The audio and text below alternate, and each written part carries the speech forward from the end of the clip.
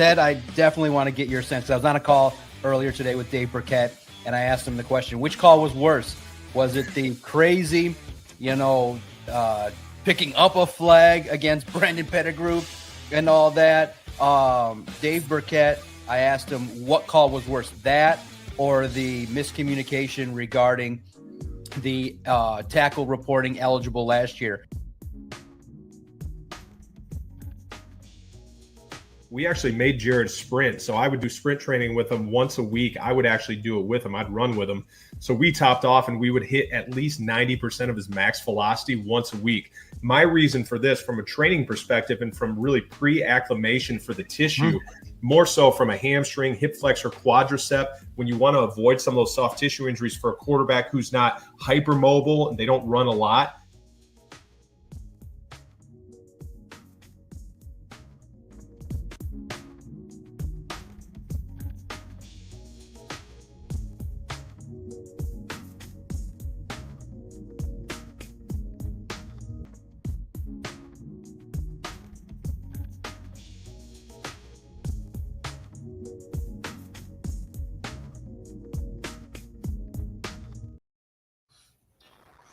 And welcome to the Detroit Lions News Show, your number one source for Lions news. And I am here, the real deal, Darcy Meville. We have a whole host of insiders. We got NFLPA Mark Schmidt.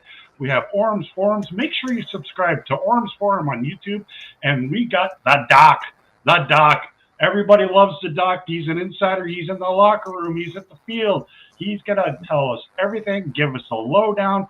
Make sure you subscribe. The Lone Wolf Podcast, Detroit Sports Podcast. You got a whole Detroit Lions Lowdown, Sports Illustrated. List goes on and on. Take away, John. What have you seen so far at Lions training camp? Who's the rise and fallers? I guess we're going to talk about this offensive line. We're going to talk about Hutch. We're going to talk about JMO. We're going to talk about Tesla. Mark used to be a former receiver for the Detroit Lions, so I'm sure he's going to have lots to say. Take it away. Yeah, no doubt. It was a fun week, a wild week to start. Had tried to have a day off on a Monday, and you get the breaking news. First and foremost, I think OTAs gave us a glimpse a little bit, gave us a little clue when everybody noticed that Tate Ratledge, the second-round pick, was playing and taking a lot of reps at center. So with the absence of Frank Ragnow, many people are taking a look at the rotation of the offensive line. And very interesting to see Tate Ratledge taking a lot of snaps. Well, what did it mean? People were wondering, is Frank Ragnow going to appear at training camp? What's going to happen? And then, boom, the news hit. And it sent a shockwave that I think everybody wants to know about. And anybody that listens and wants to ask, we'll talk about it. But I'm curious to get your guys' reaction. Frank Ragnow hangs it up. And I think that it's a massive, massive announcement because one of your core offensive linemen, a key member of a unit that was expected to be great again in 2025, is not going to be there. And he decided that, hey, when it was time to fire it back up, training just felt like it wasn't, his body was not as cooperative as his mind. A gritty warrior hangs it up at 29 years old. He still had 2 years left on his contract. I think that, look, he didn't spring this on the Lions. They were in the know throughout the process, maybe wondering if more time. Dan Campbell seems like a coach that tells his players, hey, take your time with these kind of decisions because it's so vital. So they wanted to give Frank Ragnow the necessary steps because it's a massive decision to retire, and Frank's a warrior. But I think a player of his caliber, when you have any doubts in your mind about your body holding up, withstanding the grind, wanting to leave the game better than when he got there, and he did that for the Detroit Lions. He's a staple, and he's a guy that felt like he didn't probably feel that his body could hold up for another training camp, for another grueling regular season against tough competition. So he hangs it up. What was your reaction? Where were you guys? I was on the golf course. I was legit playing golf, riding around in a cart, and I get the notification. I'm like, well, there goes the Carefree Monday on a sunny afternoon, the first sunny day in Metro Detroit. And I'm like, well, Christian, we got work to do, and sent him off to a bunch of content. We'll start with Mark. What was your reaction? Where were you when you heard the news? Frank Ragnow is gone. Yeah, I was actually at home, and I just noticed it on my phone, and as a lot of people would, that he had decided to retire at 29. Then I started looking up some of the information. I don't know. Okay, what are you thinking? Does he have enough money to do this? He was a first round pick out of Arkansas. Made somewhere around $57 million, I think, gross in the NFL over 7 years, probably from that first round status, obviously, and then 3 or 4 time Pro Bowler and a really good career. But he had that broken larynx, John. And that injury, sometimes it takes an odd injury like that. I had a detached retina in my eye, which almost ended my career after I made All-American as a junior. But odd injuries like that can sometimes make you think and say, I don't know if I really want to do this anymore. And, and it was a surprise to everybody. But, he said he's going to wants to look after his body. And he also said his body just can't take it anymore. Yeah, No man. doubt, Mark, what do you think?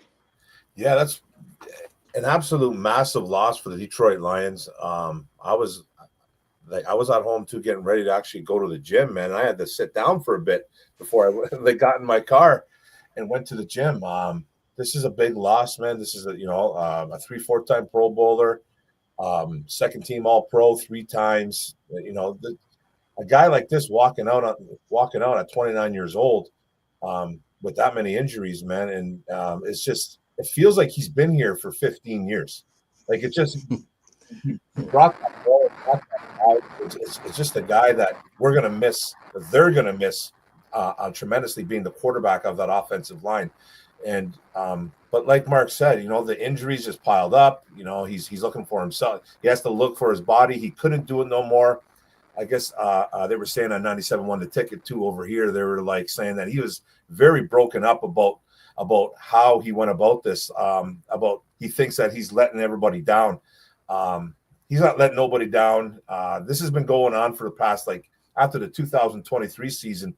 There was lingering going on that he was possibly going to retire after that season. And then 2024 rolled around last year. They asked him again. He's like, nope, I'm good to go. And I'm still banged up, but I'm going.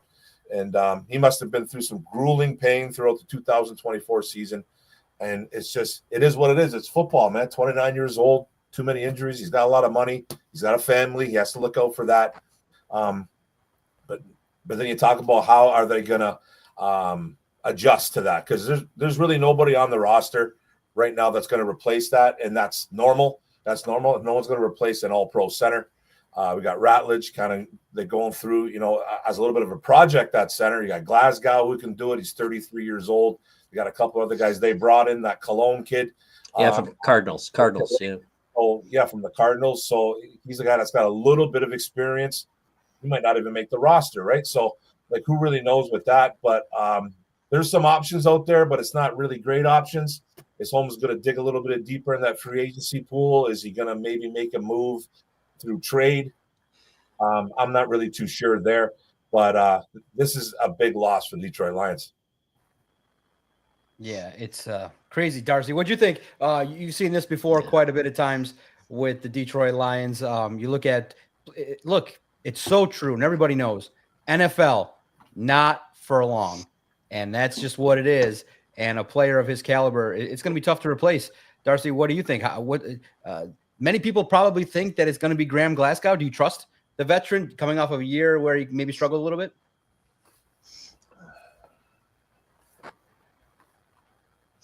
You're muted. You're muted, Coach. Coach, you're muted. I knew that too. The fact of the matter is, losing Kevin Zeitler, and I don't have a lot of confidence in Graham Glasgow, but losing your interior of your whole offensive line, that's very scary to me, because, Frank calls out the mic. He takes care of the safety snaking in, or a linebacker cat blitzing. He's calling out, and he's one of the best centers in the league. I think we're in a world of hurt, but I like this Ratledge. Is it Ratledge? Yeah. Yeah. So I like him because Paul Alexander has him, and he's one of the best gurus of the offensive line coaches out there, and he's been working with him for the last 3 to 4 years. And what Paul always does, he says, man, you got to learn how to play every position on the offensive line just so you could stay in the NFL. And that's how you have security in the NFL. Trust me, I have 3 kids in the NFL, and they have to play a lot of positions. You have to play specials. You got to play fourth downs. You got to play third downs. You got to play second downs. So I know he already has the ability because Paul has already taught him that. I know he doesn't have very many snaps at it, and I am worried about Glasgow. He's getting long in the tooth. We used to have a top 5 offensive line. I don't think we do now, and I'm scared to play the Eagles. Talk about it. Whoever. Yeah, no, it's an interesting thing there that you do have a stopgap with Graham Glasgow, who has experience. Many people think that maybe he's a better center than he is at guard, and now you are investing in young players. This is going to be a test of the personnel department. Christian Mahogany most likely at left guard. Maybe Ratledge is going to become a starter at right guard. You also have Miles Frazier. Don't forget, you have another young draft pick that's going to be competing as well, and you have an opportunity there to kind of see what he's about this training camp. But I think Ratledge is underrated. I do think he's going to be the center of the future. He's got a body type that is very similar to Frank Ragnow. But for the time being, I do think there is a drop-off clearly with Graham Glasgow, but not to the point where I think it's going to be devastating. I think you're going to have some advantages when you have the talent in regards to getting the ball out quickly to Jahmyr Gibbs, handing it off. I do think Ratledge can hold his own at the guard spot, open up some holes, Mahogany as well. But the thing that's going to be most important, like you said, Darcy, is blitz recognition and making sure that against top defenders, top 3 techs, that you're able to be aware and give the signals that just ever so slightly can help a young player like a Mahogany and a Ratledge. But that's going to be key. Young players in a Super Bowl year. But to me, when I looked at the draft, I said to my thesis for the year when the draft happened, I said, this looks like a draft for the future. This doesn't look like a win now draft. This looks like a Tyleik Williams, Tate Ratledge at the top, Tesla, who's more of a project. I said, I got great hope for the future, but for 2025, I'm fearful. And now Frank Ragnow's out. I just have a hard time seeing top end success when you got 2 young offensive linemen and a 33-year-old veteran. And then clearly, guys, Taylor Decker kind of starting to showcase a little bit of his age. He didn't have the best year last year, and he's dealing with injuries as well that tend to pop up as you get older. So that offensive line could be completely overhauled 4/5 by the end of next year, and that's difficult. But the offense is still going to be good, but there is a drop-off from what you had. But there are things that the coaching staff can do to mitigate what goes on. And Graham Glasgow is going to be the guy to start, and I think we have to embrace it, deal with it, and see what he's about. And hopefully he's able to, withstand the competition from Cologne. Maybe Colby Sorsdahl is a young player as well that'll get some reps in training camp. So you have some options, and you never know in training camp if a player ends up last year of a contract, maybe a team that's maybe a higher end center comes about. But now I'll ask you guys this. Many people believe general manager Brad Holmes knew. Should they maybe last year have thought ahead and actually drafted like a Graham Barton or figured out a center, a true center last year in order to prepare for this? Or do you say, you know what, if we can convert a Tate Ratledge, that's good enough? Changing positions, I understand it, but sometimes it just takes a little bit of time to adapt. Mark, what do you think? Yeah, that's hard to say. That's kind of spilled milk, John. And they were probably expecting, the Arkansas kid to just keep playing and everything would be fine. Frank Ragnow. And I don't think they had any glimpse of this. I think this hit them from the backside. I don't think that the organization had any idea of that retiring at all. They may have had ideas that he was not 100% healthy, but I don't believe that they really had any idea of that, and gone ahead and drafted somebody else for a now situation at center. And now Ratledge is going to be probably the guy, I think. the way it looks. But everybody's has a question mark. We don't know. They don't know. The coaches don't even know. How are we going to really know? So I think it's an interesting situation. You got 6 coaches that are gone from last year's team. Now you have their starting center that's gone from last year. You have a lot of changes on the Detroit Lions this year, and I don't want to spell doom and gloom, but all of a sudden, Green Bay is probably better than they were last year, and Minnesota is Minnesota. Obviously some young quarterback there, but a real good football team there. Everybody in the division has probably gotten a little bit better, including the Chicago Bears. I hate to admit that. And Detroit has maybe just stayed the same or maybe gone in the other direction. The hardest thing to me is, guys, and I just got to say this, are the 6 coaches that you got to replace. Replacing Frank Ragnow is a very difficult situation. I understand that. But what's always loomed with me is, Detroit got decimated by coaches getting promotions, obviously, with other football teams, and having 6 different faces and on the coaching staff. That is the huge step for me as we're looking at the 2025 season within the division, which obviously has gotten better. So that's kind of what I think. Ragnow is one player. He's an excellent player. The one thing I did learn when I jumped from college to the NFL is just how important, and it was with me back when I was in my rookie year, how important the center is. We had Kevin Glover, and I was just amazed at how many signals he called, at the line of scrimmage, like even back then. And I learned in my short career that the center next to quarterback on offense is the most important position. So I'll just throw that at you. Yeah, Orum, it's interesting. Tate Ratledge is a guy I think we can have confidence in that can come out and start the process of acclimating and getting his NFL clock started. I do think he'll be the starting right guard. Mahogany showcased a little bit last year. So, yeah, it's not doom and gloom, but it's never a good thing to lose an all-pro center.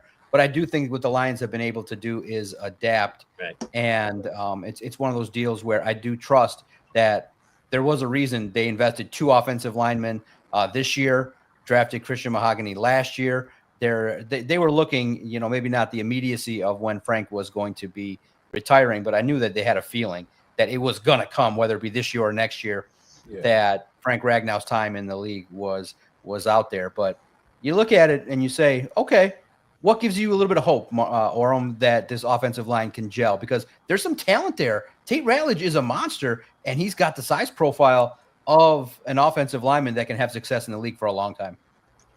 Yeah, like what gives me like a little bit of hope, on the O-line, we probably have the best right tackle in football in Penei Sewell. If he's not number 1, he's number 2 behind Lane Johnson. You can kind of flip there, like whatever you want to do there. So that's going to be a guy that's going to, that he's going to take some pressure on his shoulders, and he's going to want everybody to be the best. And it's the gold standard right there with that O-line. So it does worry me. And like we talk about, hey man, should they have done this? Should Brad Holmes have done this? With the Graham Bartons, and this year too. If you looked at the centers, if you looked at this year's center draft, it wasn't very good. The first true center that got drafted in 2025 was actually Ratledge's partner, Jared Wilson, the center from Georgia, and he went in the 3rd round to the New England Patriots. So it wasn't a very heavy center draft for 2025. So, I think they're going to, if they're going to go in on with Tate Ratledge and make him the guy, make him go all in, like do it all in, throw him in the fire, man. Like, or you can ease him in, but I don't know. 'Cause I don't have too much confidence in a guy that never really played the position, and he's coming in and with 2 young, probably prospects at guard and Frazier or maybe a Ratledge or a Glasnow, defenses are going to be licking their chops trying to get inside into that interior O-line. That's what really worries me. And when Goff gets pressured, he's not very mobile, guys. So that's a little bit scary right there. So if they're going to do the Ratledge thing, I hope it happens quick, because he just never played the position. He was a right guard at Georgia. He played right guard for 3 seasons. A little bit of left guard, and Glasgow's older, so I'm concerned. I am very concerned. A lot of people are brushing this off like it's not a big deal, you know. And Mark said too about the coaching. The coach, 6 coaches leaving is humongous too, let alone Ragnow. So they got some work to do. I don't think Brad Holmes is done bringing guys in. Honestly, I think there could be a possible move if this Ratledge thing doesn't really work out, or if this Cologne thing's not too good. So I honestly think Brad Holmes isn't done yet. Yeah, no, that's very fair. Very fair. In looking at the offensive line, Darcy, I'm curious.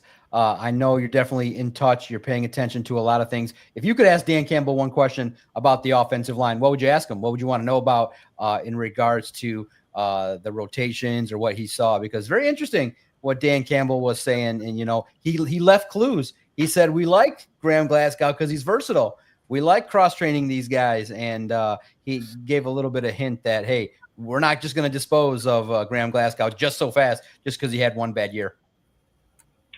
Yeah, he did. I don't even know if he's going to really make this team, but he might make it with the experience and having continuity with the coaches, with Hank Fraley. So I do believe, you know, he can play center, and he hasn't muffed a snap yet. I don't think I've seen it. So he's reliable. We'll give him that. But, you know, he's like Mark said, he's 33 years old. Like, how long can you play in this league that long, right? And he got benched in Denver, guys. Remember that. He got cut at Denver, and we took him on. So, you know, he knows the team. And I worry about Taylor Decker, too. He's getting long in the tooth. He's giving up more pressures than he ever has. So, you know, we might have to – it's kind of scary. And you look at Chicago and you look at Green Bay, and they all got better.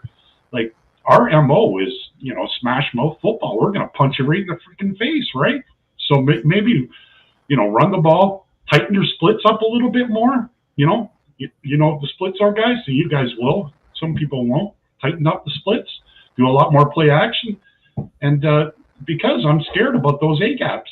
You know, that Mike linebacker is going to come right in, you know. With Minnesota, they'll come with an A-gap, you know, cat blitz. We're in trouble because you're going to get Jared Goff off his mark. He's not going to run for a first down. Come on now. Come on, man. That's true. Yeah, no, it's a lot of concerns. But on the one end, there's a lot of time to adapt. A lot of time from now. You realize, first of all, there's going to be a 5-week break after tomorrow's practice. They get a couple-week training camp before the first Pro Football Hall of Fame game, and then they'll have training camp every single day to work through these issues. And you give credit to one silver lining is the fact that one of the coaches that stayed is Hank Fraley, and he's widely regarded as a potential up-and-coming offensive coordinator in the future. He had opportunity to interview with the Seattle Seahawks, and they definitely liked what they were hearing, but they went in a different direction. And Hank Fraley is still widely respected as a great offensive line coach, and he's going to get these guys coached up and I think maintain a decent level. Is it the same level as Frank Ragnow? No, but I think he'll get the guys coached up. And if it doesn't work out with Graham Glasgow or Ratledge, trust me, the Lions will quickly make adjustments in order to find a solution. It may be, you know, one of those deals where you throw the rookie into the fire and see what he does, and baptism by fire, and he's got the body type and the makeup. And most people say that by the time December hits, you're not a rookie anymore anyway. You've seen it all. You're in the meetings. You adapt and adjust. And at one time, Frank Ragnow was a rookie, and he showcased flashes when he was a player that was young. So we shall see. Now, moving forward, the second week of OTAs that's open is out there, and I think everybody in this conversation was definitely encouraged by the fact that Aiden Hutchinson looks like he's back, looks like he's a player that is going to be a defensive end that is going to be able to be available week 1. The defensive ends showcased a little bit of their energy week 1. We saw the backup second string offensive lineman, third string, kind of struggle with the defensive line as Calvin Shepard was sending some pressures quite a bit to test it out. And I think that one encouraging sign is Aiden Hutchinson kind of looks like he's flying around out there. Mark, I'm curious. You said that, you know, you had a significant eye injury. You dealt with the rigors of football. Coming back from a tough injury, what do you think is in Aiden Hutchinson's mindset as he's working his way back? I think he's a great player, but on the mental note, he is coming back from a big-time leg injury. Yeah, that's never easy. I mean, my injury was a little bit different, and a detached retina and very, very serious, and had to get reinstated by 3 different doctors and to ever play again. So, coming back from the leg injury again, what we used to say back in the day is, if it's not weight bearing, you got to go. Well, this is weight bearing. It's a weight bearing injury, and it's not a shoulder injury. It's not a elbow injury, not a hand. It's your wheels. And that's a big part of his game. As far as the pressures, which he's probably number 1 in the league in quarterback pressures, not number 1 in the league in sacks. That's Hendrickson, but I think that that's really his game, obviously, and he's built for speed from that position. So it's not going to be easy coming back. I think a lot of it is mental. But these guys are dialed in now. I think that he's going to be dialed in. You got to be thinking about the leg. He's a human being, but they say he's coming along nicely, and the technology's never been better for these guys coming back from serious injury. I mean, the surgeries are gotten better. The knee injuries, guys are coming back now. They used to be 1.5 years. Now they're coming back in 8-9 months. It's unbelievable. The technology and surgeries that, to rehab these guys and get them back on the field. I think the time's been cut in half from the way it was when I was in the league. So, he's got all the technology working with him. He's got the staff working with him. And, I think he's going to be okay, but it's easy for me to say. But it's the mental aspect of coming back from that. And that's the thing that I use as far as Ragnall's retiring, the broken larynx. That's some heavy shit. I don't know that you start thinking about, the rest of your life when you have odd injuries like that. When I had my eye injury, you do think about things like that when it can change the course of the way you live your life. Then you start thinking about retirement. And you start thinking rationally about, do I really want to do this? And, for a living, and I'm being paid well, but do I really want to sacrifice, my body to the point where I can't be normal and can't live a normal life? That's when you get into some pretty heavy shit. Yeah. And I think that's what gives Aiden Hutchinson confidence. He's dealt with a major injury before at Michigan. Yeah. And so he understands the mental side of the rehab. And I think he's got one of the best support teams around with his family, having a dad that's an emergency room physician and in the medical field. And I think he surrounded himself with the best of the best in terms of medical personnel and the ability that he has mentally to kind of stay locked into daily goals. So I don't think he's going to have a problem trusting his body and knowing what he can and cannot do. And it might be one of those deals where the coaching staff's got to protect Aiden from Aiden. Like, hey, relax. You don't need you to take all the reps today. Just take it easy. Get after it. Take a little breather. Probably, Aiden, relax. We need you in December. August is going to be one of those deals where take it nice and easy. Have those veteran rest days. You've earned it. Mark, I'm curious from your perspective, Aiden Hutchinson, is he the guy? Because look, Brad Holmes is the guy saying, hey, we don't need to go out and get a Trey Hendrickson, even though the 30th wave of articles talking about trading for Trey came out today. More and more writers are like, let's throw, if we didn't try the last wave of trade offers, let's try some new ones. And I saw it today from ESPN. Even I said, I read a lot of content. I said, man, the 30th go around for the Lions should trade for Trey Hendrickson. Even I gave up. I waved the white flag. I said, I can't write the 30th time the Lions should trade for Trey Hendrickson. I just don't think it's going to happen. But Orum, Brad has said Aiden's the guy. He's a top end defensive end. The more you see the footage, the practice footage, him out there, you get in confidence that, all right, let's get the guy back, number 97, that can lead this defensive line. Yeah, man. It's be great. It's Aiden Hutchinson. He's been the guy for 2 years, man. He had a nice rookie year. He improved his second year. Third year, it looked like he was gangbusters. And he had the unfortunate incident of Aleem McNeil, a 330-pound man, running into his leg. And it was just a devastating loss. And then it was all downhill from there. And then he goes on a podcast like a week later or whatever, it says that he's going to be ready for the Super Bowl. That's just his mentality, man. Like the thing is, we talked about it, man. When he when he fractured or broke his, I think it was his ankle at Michigan, he went through the same kind of stuff, man. He was like, he wanted to get back early. He missed double-digit games, came back the next year, and just he was phenomenal his last year at Michigan. So he already has that kind of in the back of his mind. He's already got that mindset. You know, it happened to me once. It happened to me again. I'm going to do the same thing. And he just took the bull by the horns in that rehab, and just he looks great now. Like, look, you got Kelvin Shepard out here saying that he looks like he hasn't missed a beat. He's just as explosive. He's just as disruptive.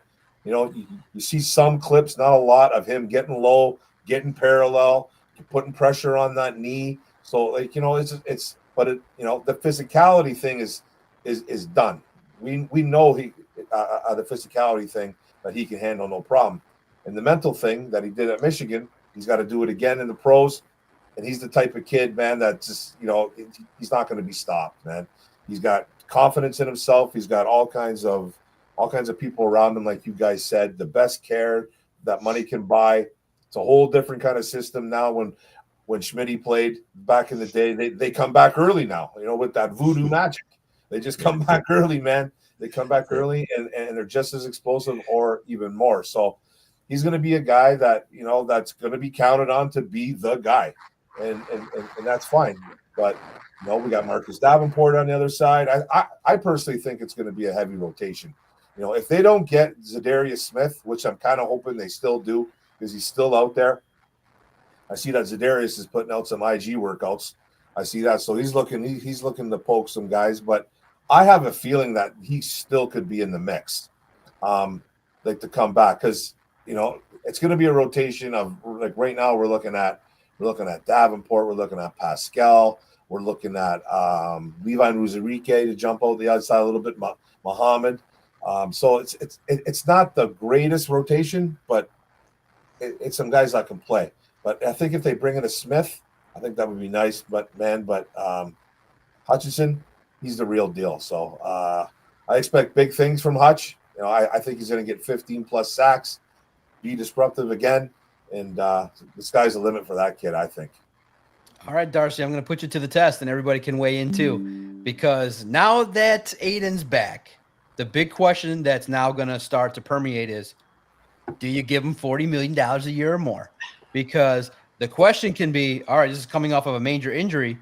Do you gamble and say, all right, Aiden, we trust that you're going to be the guy that's going to get 15 sacks for the next 5 years consecutively, 15 sacks guy every single year? Or do you say, you know what?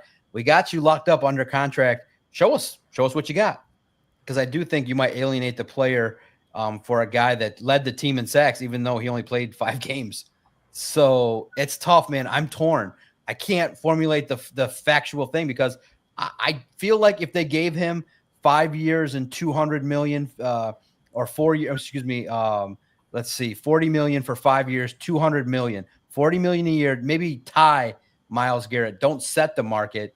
But at the same token, I could understand where you'd say, I need to see what you're about before I invest more and a bunch of guaranteed dollars, because of that, the nature of the injury. Darcy, I'm curious. You saw he's probably going to be the Aiden Hutchinson of old, but there is a small chance that he's not, that maybe he dips a little bit, 1 fraction of an inch loss of speed. And that can be enough for these high-end offensive linemen to be able to chip you and get you out of your lane. And that can be the difference between a 20-sack guy a year and maybe 8. So I'm very curious, Darcy. You paying him? You going to just reward him, or you make him earn it? Well, what's guaranteed in life? Death and taxes? Isn't that the old saying, death and taxes? Well, he's guaranteed to get comeback player of the year. Hell, I think he might get MVP if he gets 22.5 sacks or 23 sacks. Man, wouldn't that be a comeback story? And everybody, like, okay, Brett and John, I'm going to put everybody. John, you were in that interview with Brad Holmes, and Brad Holmes is like, I don't know why you guys bother me. You know, we already got 1 edge rusher. I'm going to ask all you guys, how many elite edge rushers are out there? And do we have one? How many are there? There's probably like 6 or 7. Right. And we have one. We have one. Have 2? With Crosby. It's unusual to have 2 of them. Yeah. It's unusual to have two of them. You make pressure. You scheme up pressure. You know, you bring the dog blitz with your nickel corner. That's how you get pressure. You're not going to pay two edge rushers $40 million. And by the way, he's going to get $42 million, John. That's my prediction. $42 million. Handing out the raises. Darcy sets the market. There you So go. that's comeback player of the year, boys. That's my hot take. Well, he doesn't get the sacks. He gets the praise. He's the best praise. Tell me if I'm wrong. And Hendrickson's a great player. We talked about Crosby's a great player. I'm going to say this, and I'll ask it as a question as well. Is he the best pressure edge rusher in the NFL? Yes or no? Absolutely. He definitely can get after it, high motor, and he can do some things you have to scheme up for Aiden Hutchinson. Okay. So he's better than Hendrickson and he's better than Crosby at pressures. Okay. I agree with you. I agree. Mark, what do you think? Run stopping too, and interceptions. Yeah, I feel his pressures are, they're absolutely skyrocketed. It seems like he gets 7 or 8 a game. That's what it feels like. He's constantly pressuring. Yeah, I think the sacks are obviously coming. I think they were increasing every single year. By his third year, it looked like he was going to get 30 of them. So who knows what would have happened? I'm sure that wouldn't have happened. But yeah, man, his pressures, because the Dan Campbell even come out and said, he goes, listen, we love the sacks. Don't get us wrong. We love it. But the pressures help big time. The pressures help in football. You play defense, man. You want your defensive line to pressure the quarterback and throw off lanes and everything, get everybody all confused back there. So, yeah, man, the pressures are huge. And if you're asking me, am I going to pay him? Personally, I would hand him a checkbook and I just slap it on the ground and say, go ahead, man. That's just me. That's just me. And now Brad Holmes, Dan Campbell, I'm sure they're kind of thinking the same thing. Maybe they see him every day. They talk to him every day. They see how he's walking. Is he walking with a hitch? Is there something going on? Is he grabbing his leg or grabbing his knee anytime? So what they're kind of going through, I don't really know. I don't think anybody really knows. But, I have a feeling they're going to pay him before week 1. I have a feeling it's really? You think they're going to – wow. I have a feeling it's coming off of that kind of injury, Mark? I just have a feeling it's going to happen, man. I do. I have a feeling that they're just going to say bang. And I'm not saying he's going to set the market at $42 million, but I'm saying he's going to get close or just as much as Myles Garrett. I just think it's going to happen. Wow. I just think it's going to happen. They could tell him, hey, man, hey, we want you to go out there. We want to see how you play for 2025. Then we'll talk, because they picked up the 5th-year option, right? Yes. Yep. Yes. They picked up his option. So that could happen. But I just have a feeling that they're going to pay him before week 1. Wow. Okay, I'm very curious. That's pretty heavy. It's a very intriguing topic, and that's why you can get an interesting debate. You could ask a handful of people, and you're going to get a handful of response. I think all of them are valid. Paying them, not paying them, wait and see. It's an interesting deal. But remember, his 5th-year option pays very well. He'll be compensated, and he's doing very well. He's making a healthy amount of money away from the football field as well. But before I exit, I do got to know this. And Schmidt, you're definitely going to be intimately aware and help me out. Yeah. Jamison Williams is 6'1" wide receiver. He added 5 pounds of muscle this offseason. Now, this guy is, Darcy knows right away. This guy is a key on the offense.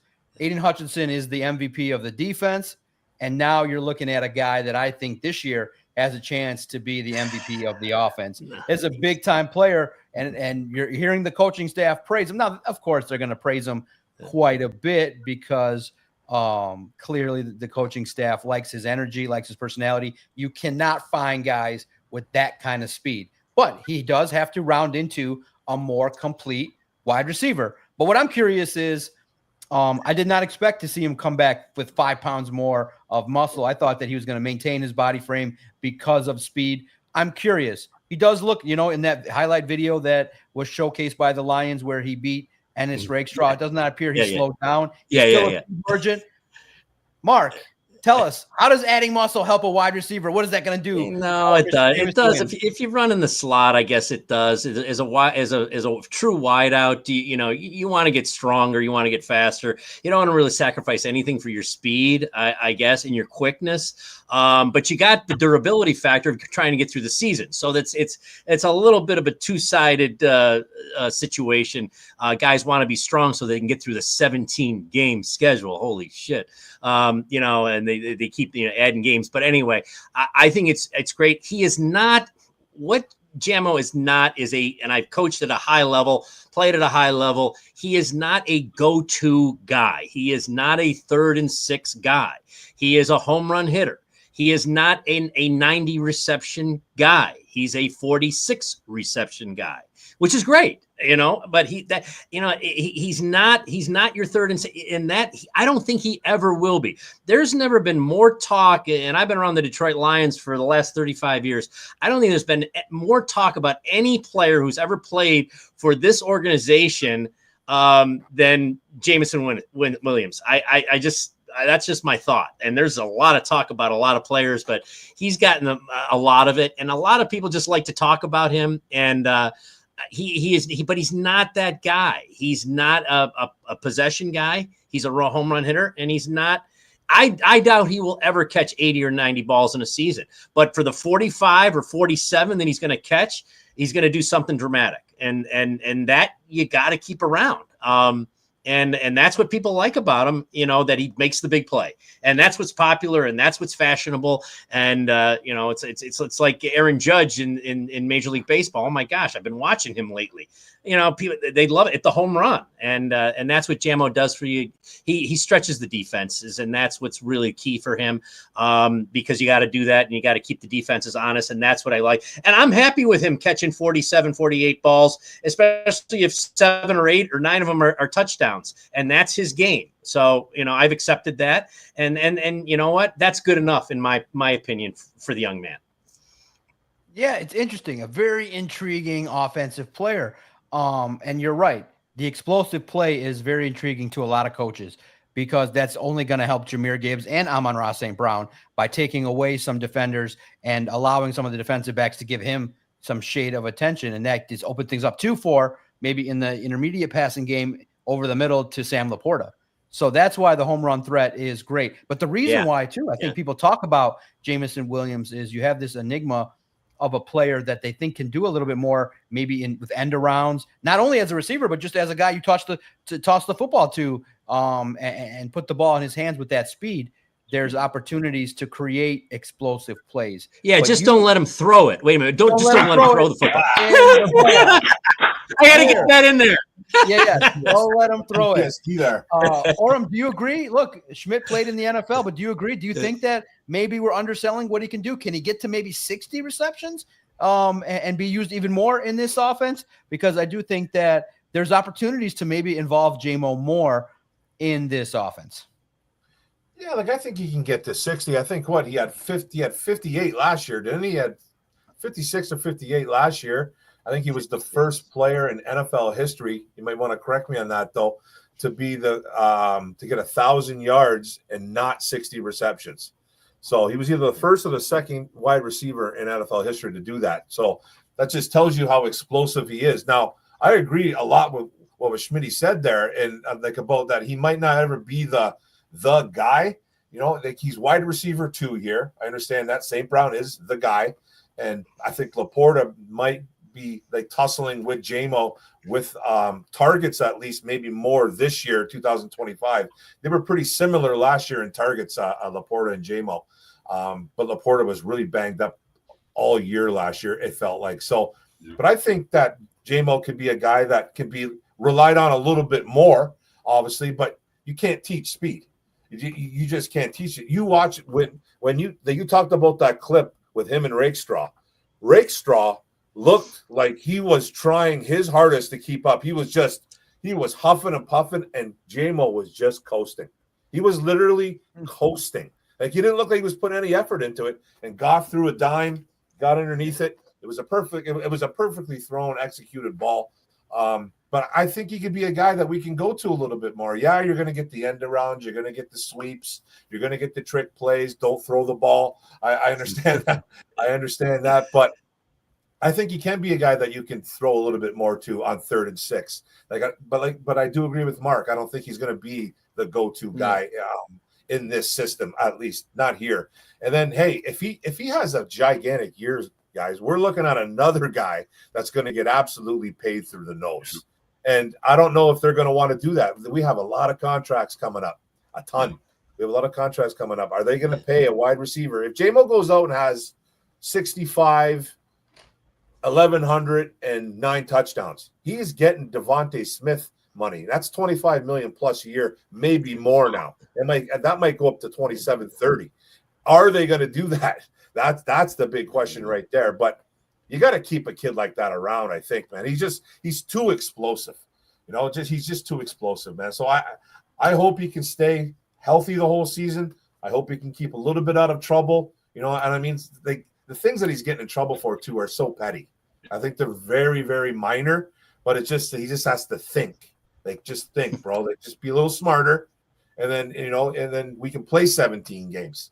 And then the sky's the limit. So yeah, man, I love J-Mo, man, but we're looking at a big contract to him next year. Yeah, but there's options, Orum. I want to let you know he's under contract this year and next year's 5th-year option. So that's 2 years, and he could go the route of Brad Holmes could definitely flex a little bit the franchise tag for one more year. You can get that 3rd year in 2027 to keep him around one more year as you take a crack at it. I think they don't use it often, but I think if they do, I think it's a contract ploy that you can get J-Mo paid, get him for 3 more years, this year and 2 more, and then you let some other team pay him if you feel like you can replace wide receivers. Because I think Schmidt knows there's just so many of them that are talented. You can go back in the draft and get maybe not someone as fast, but I would just call up Ohio State and say, okay, which guy's next on your list? Yeah, send us him. Get him going. Get him going. Who do you got next? Yeah, who do you got next? Oh, you got this guy? Okay. Yeah, you sent Harrison in. You got this next guy already, the rookie, the freshman coming in sophomore now. Yeah, send us the next 2. Yeah. Keep Ohio State on speed dial, and you can replace your wide receivers every 3 years. Darcy, what do you think about J-Mo? What are you expecting? Is Schmidt a little bit too tough on the young guy that's got a lot of talent? See, I had him going 1,137 yards last year, and would he get 101? He just got 1 yard over 1,000, I think. I do believe. So if he didn't take that Viagra, he would have hit my number that I predicted. Everybody thought that was too high. So I'm going to yield my time to John because I know he has to leave. So he's great. Make sure you subscribe. You see him on Detroit Lions Lowdown SI. I think they're almost at 90K now followers on Facebook. And I see her doing a little bit of live stuff on there every once in a while, or you tried it out for a week. But John's the dog. He's the legend. He's the myth. Make sure you subscribe. Everybody, thanks for coming on to this podcast. We'll finish it off with John. And then if you guys want to stay on, I put it in the chat. See if other guys want to jump on, unless you guys want to go. I'm rolling out, guys. I'm actually 5 minutes over, which I usually always stay on. Especially if Chadwick's here doing his spiel, but I apologize, but I do have to run. It's good talk. Thursday, let's just say, pay attention to the interwebs for some extra Detroit Lions coverage from Detroit Lions on SI.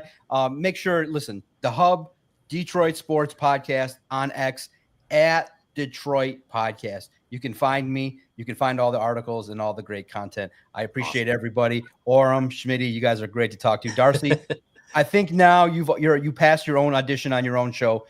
When we fire it up, stay on and hang on because you know what to add to the table. I want to hear more of your football knowledge, insights, especially with your coaching background. Darcy was great today. And I think that now you've proven that you deserve to stay on your own show. Let's go, boys. Next time. See you guys. See you guys. Take care. Yeah. I appreciate you guys having me on, man. I mean, I think doing the Detroit Lions show, the fans out there are passionate, one of a kind. And so